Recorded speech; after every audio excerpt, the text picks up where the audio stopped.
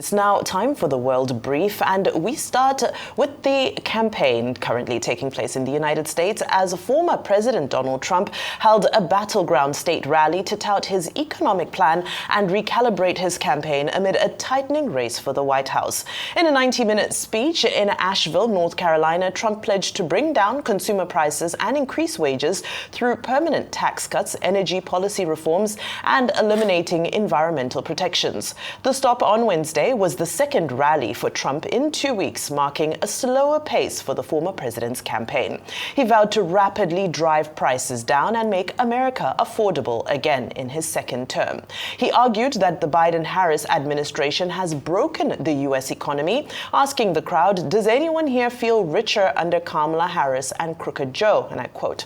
Trump also promised to lower energy costs by opening up more land for drilling and pledged to reverse renewable energy and infrastructure projects approved by President Joe Biden. Well, now we shift our attention to President Joe Biden, who has been teasing social media influencers about his last few months in the White House, saying he's quote-unquote looking for a job. The Biden administration organized the first ever White House Creator Economy Conference, which brought together more than 100 influencers from various media platforms, including chefs, makeup artists, fitness instructors, and medical students to discuss topics like artificial intelligence, mental health, and pay equity.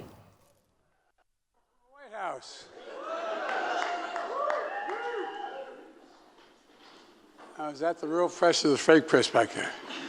That was a joke. It was a joke.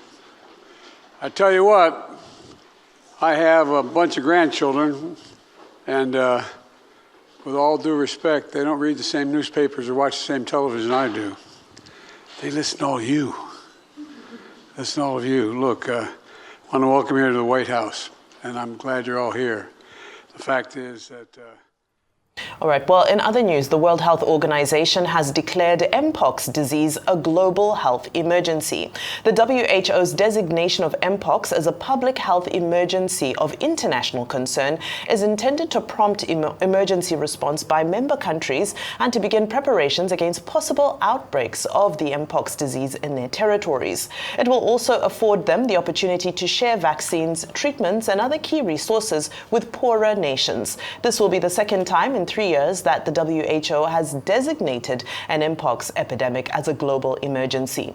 It had previously done so in July 2022 when the disease affected nearly 100,000 people, primarily gay and bisexual men, in 116 countries and killed about 200 people. WHO said the health emergency became necessary following the rapid spread of Mpox since the beginning of the year, with the Democratic Republic of Congo alone reporting more than 14,000 Mpox cases and 524 deaths. Well, I believe since COVID, we no longer take any, public healthcare emergency lightly, because we know just how one little moment can cause a global catastrophe. But so many stories to dissect. Over to you, Rufai.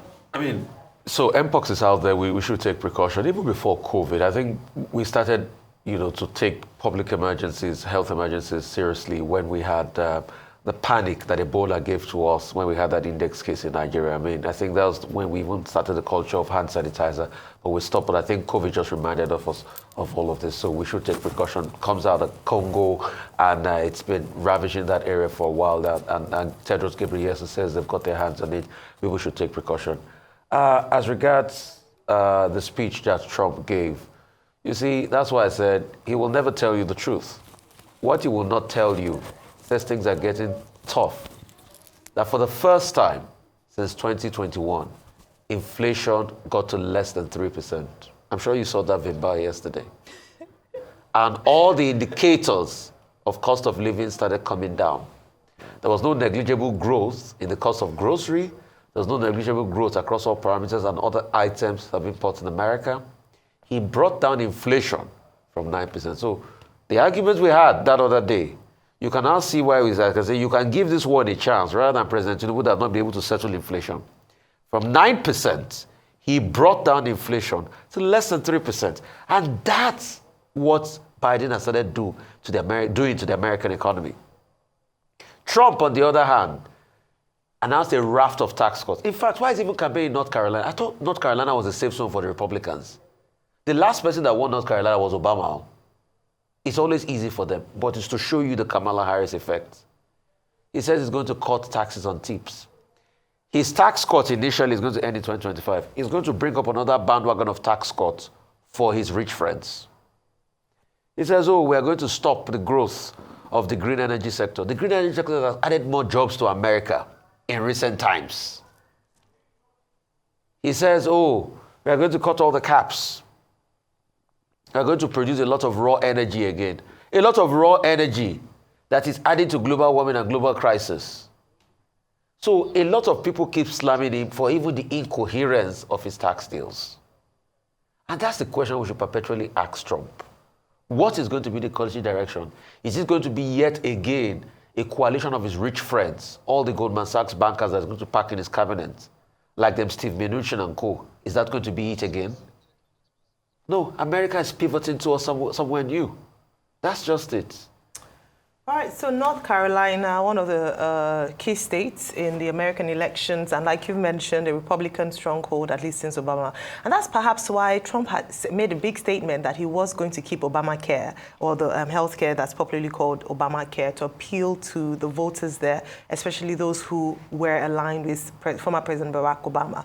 But beyond that, I thought he used the opportunity to speak about one of his strongest points in this election, even though he couldn't keep Kamala Harris and Crooked Joe out of his mouth. But he'd speak to the economy and try to position himself as the best man for the job. And truly, when it comes to polls, a number of people have of the opinion that he would be a better handler of the economy, at least as at the moment. But the truth is that he has slowed down a little with regards to his campaign, but coming out gradually, especially as he's seen the wins or perhaps the gains that Kamala Harris's team is making. We'll see how it would come out in the next few days, but he did try as much as possible to discredit Kamala Harris's ability, saying that she's not intelligent, she's not smart. He's been consistent saying that. But he also used the opportunity to address some issues, like if I mentioned taxes, cuts in spending, talking about the fact that the economy, people are more prosperous under his leadership. So he had an opportunity to really speak to his base and galvanize his base. I think he needs that right now to shore up confidence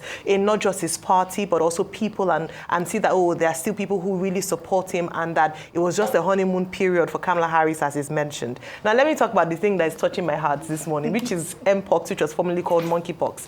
I say this because on the African continent, the African Centers for Disease and Disease Control and Prevention they've come out to tag this public health emergency of continental security. They haven't done this, since it started in 2017. And so it's just a call out to all African nations, particularly because the world has become a global village. We know how Ebola spread. We know how COVID-19 spread.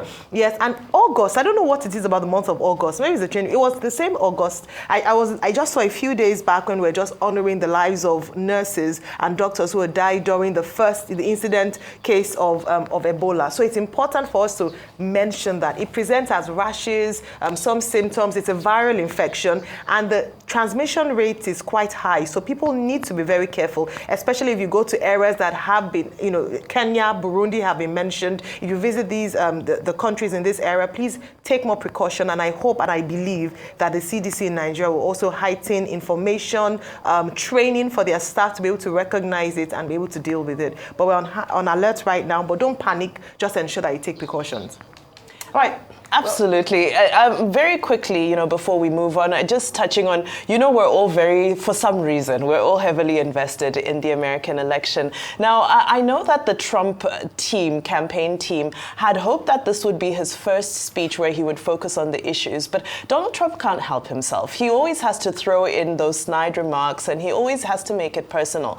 But I believe he believes as well, and several people have written papers on this, on the fact that, well, it's the Donald Trump effect, and he feels that that's the strategy that got him into office in the first place. So he's going to focus on his personality cult, which is what people, so many of them, latch onto. However, at some point during that speech, he did say, well, I'm going to talk about some of the intellectual stuff, which was him trying to address the economy. One moment I thought was a bit strange is that he said, well, one of the things he's going to do is come up with an executive order, and that executive order is going to instruct, everybody in government to do everything they can to lower prices, which for me was just one of those moments that I was like, oh gosh, Donald Trump. But if we're talking about tax cuts, especially on tips, the Harris campaign has also proposed the same thing. However, what I'm looking forward to is tomorrow, Friday, Kamala Harris is going to give her first policy-focused speech. And of course, she is expected to focus on the economy. Her team are putting it forward as addressing the cost of living crisis in the middle class. And she said they say she is going to focus on price gouging, which is interesting because it seems we're all dealing with this issue of price gouging. So apparently she's going to declare tomorrow that one of her promises will be to put an end to price gouging. So looking forward to hearing Kamala Harris's policy propositions for the first time on the economic situation in America tomorrow. All right, we'll look forward to tomorrow. More news coming in from the US and all around the world as well.